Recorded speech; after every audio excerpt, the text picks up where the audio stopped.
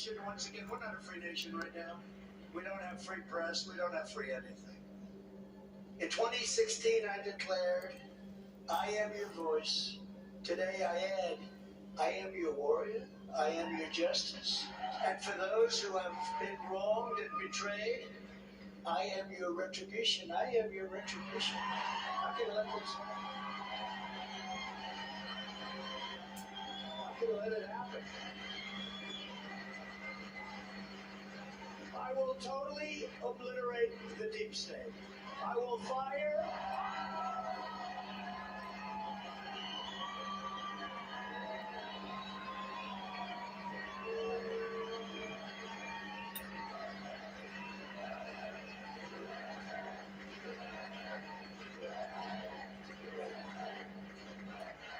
I will fire the unelected bureaucrats and shadow forces who have weaponized our justice system like it has never been weaponized before. Sick. These are sick people.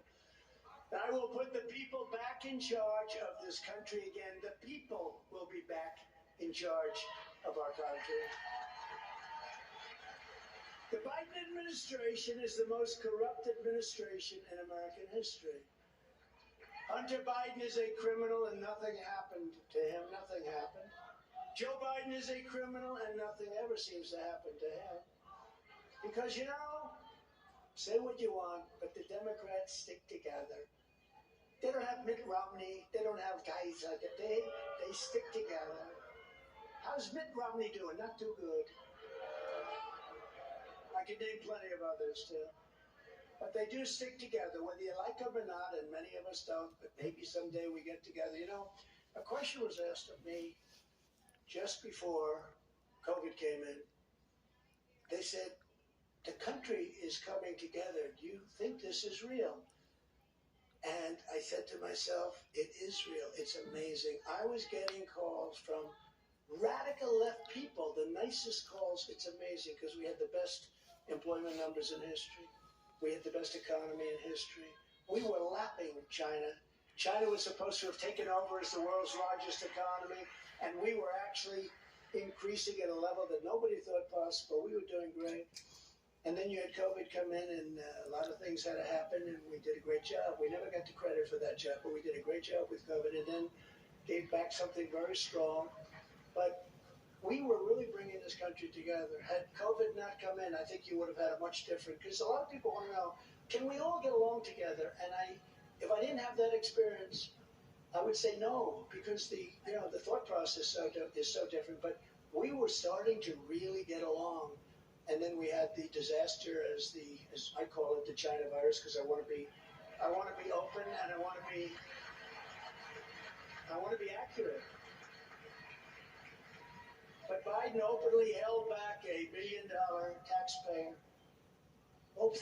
money for the government of Ukraine. Remember he said, until they fired a prosecutor, when they fired that prosecutor. And this prosecutor was after Hunter and the company that was paying him a fortune of money. Remember Joe Biden stood up and said, and I looked at them and I said, you're not getting that $1 billion. You're not, until you get rid of that. I can't believe he did that.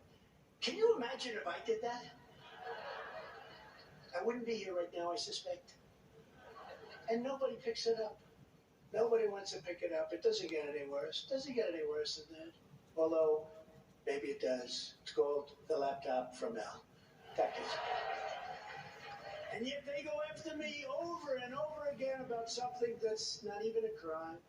They make up Russia, Russia, Russia, which was a plan made up by crooked Hillary Clinton, Adam Shifty Schiff, and the Democrats, the DNC. They then made up a fake phone call. They took a phone call that was perfect and they pretended that I said things that weren't even meant. They actually imitated. Remember Schiff, he stood up in Congress and he repeated the call like I was a gangster. Over and over again, quid pro quo. Remember the term, quid pro quo? But there wasn't. I called downstairs at the White House. I said, listen, do we have that call taped? Because there's no way I said those things. And they called back and tell me, yes, sir, we do, essentially. We had transcripts of the call. Thank goodness we had transcripts, because these guys they're sick. they're sick people, and they were looking to do a number. I'll tell you how bad they are. So, and I tell this story seldom, but it's a strong story, Monica. Thank you very much for the great job you do, by the way. What a defender she is. But they're so bad. So they come up with this Russia hoax. And they know it's a hoax. They know it's a hoax. I know it's a hoax too. But they know it's a hoax.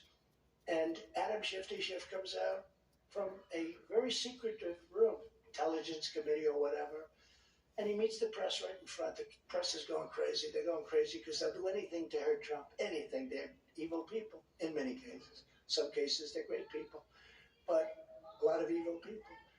And he stands up before a microphone. Now this is a man who knows it's a fake story. Russia. I had not, they checked 6 years of phone calls, millions of calls were made from my office. Not one call to Russia. Not one call. They were surprised. They weren't surprised. But some people were surprised. But he stood up before the microphones and he said, Donald Trump Jr. will go to prison for what he has done with Russia. My son is going to go to prison. He said, my son's going to go to prison for what he's done with Russia. And my son didn't have anything to do with it. And he knew it was a fake story. And when it was finally revealed, now the Times, the Washington Post, they all admit it was a fake story. We're trying to get the Pulitzer Prize taken away. They got Pulitzer Prizes. We're suing. You know what the prize says? For its concise and accurate reporting on the Russia event. And they have it actually totally wrong. Actually, Mark Levin should get a prize. And Greg Jarrett should get a prize. And even it's not his deal, Sean Hannity should get a prize. And frankly, Jesse should get a prize. Jesse should. And a lot of people, and I'll tell you, you know who should get a prize? Tucker should get a prize. Very strong.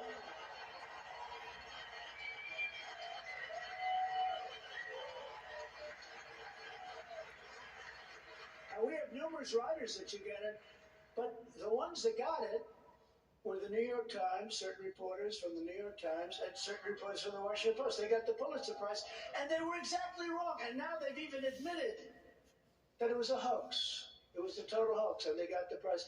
But how bad is a person that stands before a big gaggle of press, and they just can't get enough, and says that my son is going to prison for something that he knows was a hoax?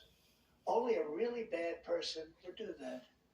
But they then came in with Ukraine, the Mueller hoax. How did Mueller present himself at the hearings? It wasn't too pretty.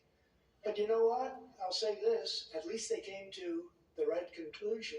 Because I was concerned they'd come to the conclusion. I think we have prosecutors now. They don't give a damn if you're guilty. They're looking at me in Atlanta on a perfect phone call. I said, even more perfect than my perfect call to Ukraine.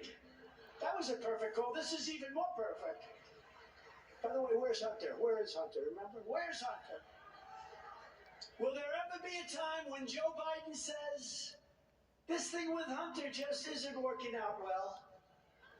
I'm starting to get a little angry at Hunter. Or when Hunter comes to him and says, Dad, we have a problem. What? What is it, son? Another one? Oh, son, you're a disaster, son. Son, you're a disaster. Dad, we have a problem. I left my laptop at the repair shop. And Joe looks at him and says, what's on it, son? What's on it? And Hunter looks back and he says, every single crime that you've ever committed, Dad.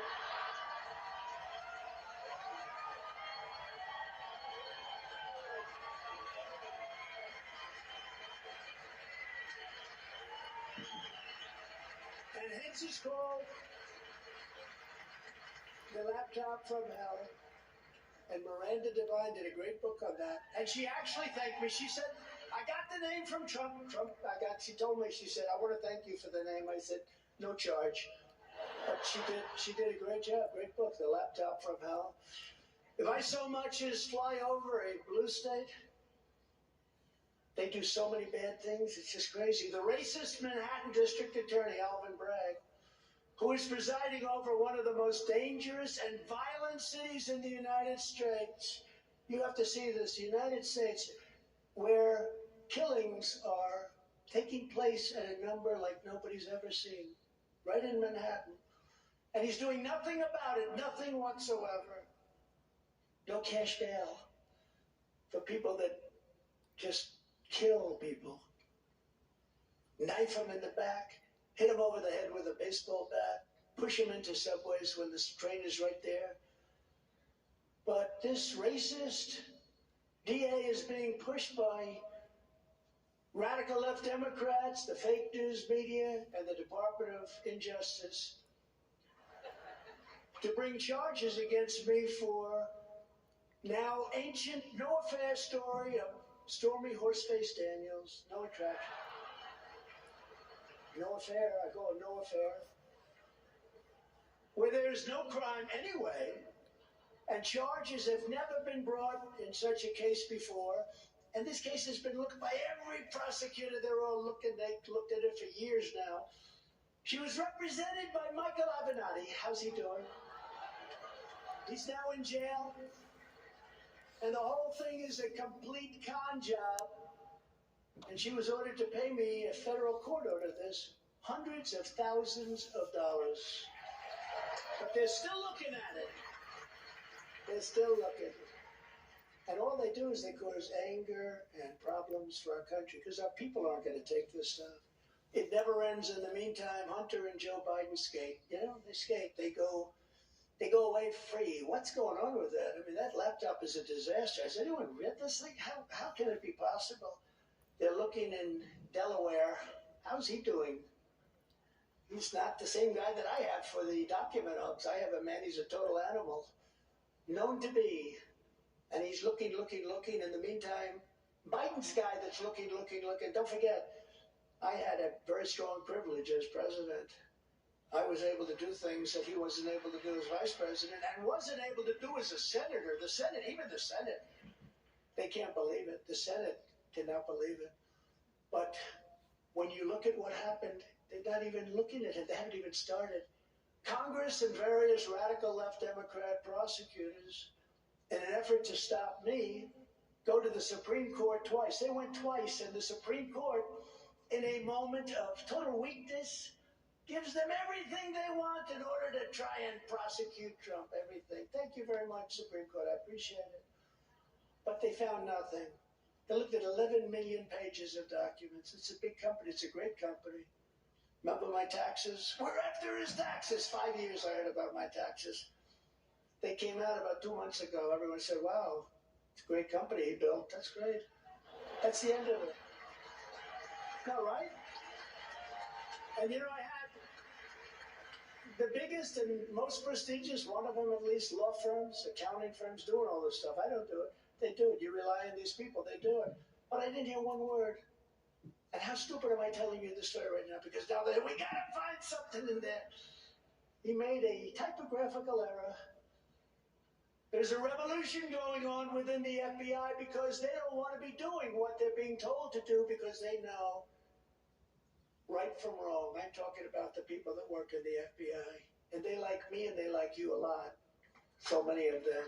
A recent article in the Washington Post of all papers stated very succinctly that many did not want to raid Mar-a-Lago. They didn't want the agents. They said that's terrible. But they were forced to do so by their Marxist radical left leadership. And it drove my popularity numbers through the roof. Who would think this? I got impeached and I went up 11 points. It's not supposed to work. Mark, when Nixon got impeached, it went down, right? It was a spiral down. He couldn't stop it. I got impeached, we went up. But the FBI people, they didn't want to do this. To those in the FBI that are with us, I want to thank you very much. I really do. I want to thank you. Stay strong.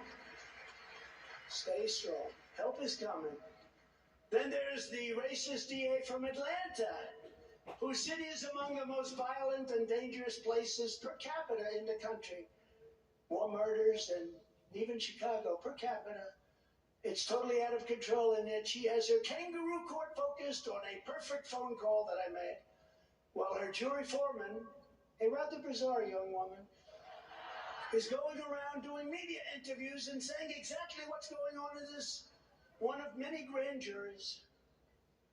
Our opponents do anything they can to hurt me politically because they're afraid of me and they're afraid of you. That's what it is. But it's not supposed to work that way. The disinformation, people say they are great at disinformation.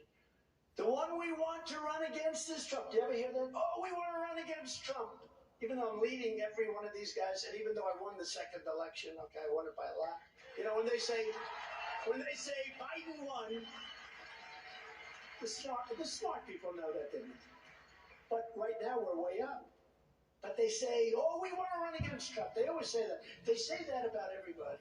When they have somebody that they don't want to run against, a governor, a senator, they say, we want to run against, because it's like demeaning. You know, in other words, like you're supposed to be a schlemiel that, I mean, I got 75 million votes. I got more votes than any sitting president in history the second time. And we really did. We did a much better job than we did in 2016. 2020, we did better than 2016.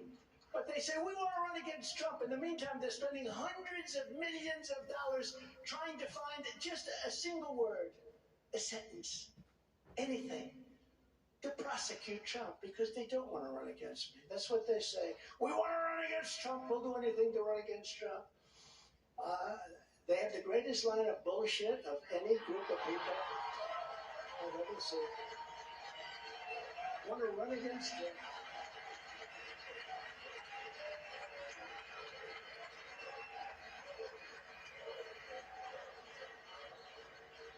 But at the same time, they send people from the Justice Department to the local DA's office in Manhattan. Do you know the Justice Department sent their top people to the Manhattan DA's office to help in the prosecution of Trump? This way, we have it a little bit away from Washington.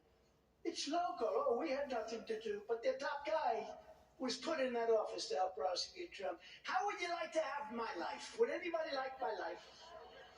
But I still like it. But they want to try and find anything they can when they've already been exonerated. I've been exonerated many times. You take a look at what this meant. I mean, time after time. But all of this is happening for one single reason. They know that when we return to power, we will bring their lies and their corruption and their disinformation tumbling down.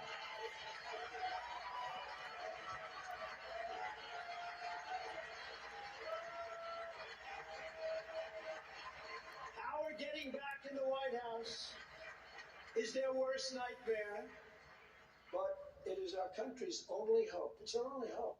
If we don't get back, now this country can't take it. Even the 2 years, and now fortunately it's less than that. It's hard to believe it's less. I used to say 4 years. A lot of people said, well, sir, the election was so bad. You'll be in 1 year. A lot of people in this room, you'll be back in 6 weeks, sir. But it's a bad system in many ways, very bad, very dangerous system. But nobody else can do it but us. In recent weeks, I've been laying out a bold, detailed agenda for how we're going to complete this mission in our next term. I do weekly statements, and people are liking them. Today, I want to go through some of our big plans that I will do as the 47th President of the United States.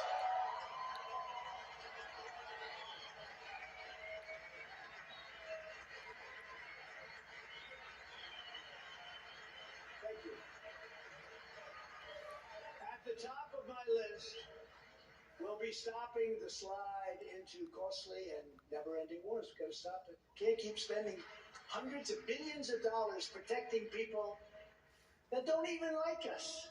Now, you know, in business, if you did that, what you do is you put up the money and then you say, but listen, we own half your country in case you win. You know, you take a piece of the upside, don't get nothing. In fact, the opposite. We put up the money, and then after it's finished, assuming it's successful, let's say it's successful, they don't want to even talk to us. No, You have nothing to do with us. Get out of here. You have nothing. No. In business, you put up money. Seed money. Call it whatever you want. You end up owning the country by the time it's over. And the only reason they're doing well is we're giving them the greatest equipment that I bought. The greatest equipment ever made. And the only reason they're doing well with NATO is I raised $440 billion from countries that weren't paying anything. And the Secretary General, Stoltenberg, a good man, he said it's one of the greatest jobs I've ever seen. I hope he still says that, but one of the greatest jobs. He said Obama would come and make a speech. Bush would come and make a speech, and then they'd leave. I came, I looked, I said, man, these people aren't paying. We're paying for the whole thing practically. Of the 28 countries at the time, only 8 were paid up. 20 weren't, including Germany. They paid a fraction of what they were supposed to be paying. And I said to him, either you pay, or we're not going to protect you. And a man stood up, a president of a country stood up, and he said, sir, can I ask you a question? This was a round table with nobody in the room but the presidents, prime minister, and dictators, okay? Some of them are all the same. But they stood up, and he stood up and said, sir, can I ask you a question? If we don't pay up, and if we get attacked by Russia, will you protect us, sir? I said, no, you're not paid up, right? That's right. You're delinquent, right? Yes. I will not protect you from Russia. Sir, we'll send you a check tomorrow, sir. We'll send you a check tomorrow. It will be sent by overnight mail, sir. I promise you'll have it tomorrow. Now, if I said, like the stupid politicians say, absolutely will be, Article 5, 6, 7, 8, 9, well, you're supposed to do it. But those articles all suppose that you're supposed to be paid up. But let's say I said the opposite. Yes, we will always protect you. I took a lot of heat because they said, I'm not a good member. Actually, NATO wouldn't even exist if I didn't get them to pay up. But they paid up $449 billion or something, and that's the money they use. They're rich as hell right now. They spent an office building that cost $3 billion. It's like a skyscraper in Manhattan laid on its side. It's one of the longest buildings I've ever seen. And I said, you should have, instead of spending $3 billion, you should have spent $500 million building the greatest bunker you've ever seen. Because Russia wouldn't even need an airplane attack. One tank, one shot through that beautiful glass building, and it's gone. Same architect I used in Chicago, great architects, but they didn't have war in mind. But when things happen, that building would be gone in about 15 minutes. They should have spent a $500 million bunker, nice thick ceiling, 6 inches, 6 feet of concrete. Now, by the way, we have a great gentleman. Speaking of China, will you please stand up? Gordon, stand up, please. Gordon, China.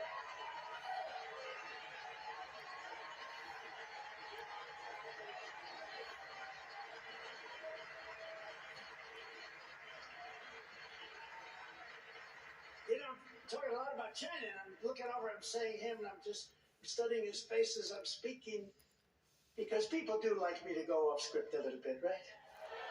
It's a little bit more risky, but it's more exciting.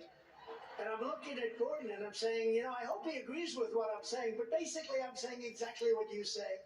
They're not out for our good, are they? They're not out for our good, and nobody ever taxed them like I did, and nobody ever took any money in like I did. $440 billion. We took in so much money from China. It's so incredible. So it's an honor to have you here. Really, it is. I agree with almost everything you said. Almost everything. Great. Thank you very much. Thank you, madam. Thank you very much. Great job, both of you. I was the only president in decades that didn't have a war, but I completed wars that were already started, including defeating 100% of the ISIS caliphate. I was also the only president where Russia didn't take over a country during my term. Russia took over not because I got along with Vladimir Putin very well. I said, Vladimir, don't do it. You and I have friends, don't take over any countries because, Moscow will be hit very hard. But I told him things. He probably didn't believe it, but you know what? He believed it 10%. And President Xi believed it when I talked about Beijing. He probably said, I don't don't believe him, but there's a 10% chance we're not going to do anything.